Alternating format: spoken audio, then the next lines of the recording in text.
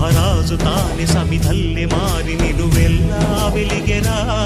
భోగాన్ని విడిచి త్యాగాన్ని వలచి తాపసిగా నిలిచెరా.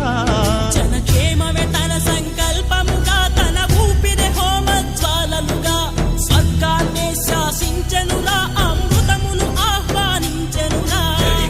జాడతో ఈ వేళ జన జీవితాలు చిగురించేలా, కాలసీమలో ఈ వేళ రతనాల ధారలే కురిసేలా.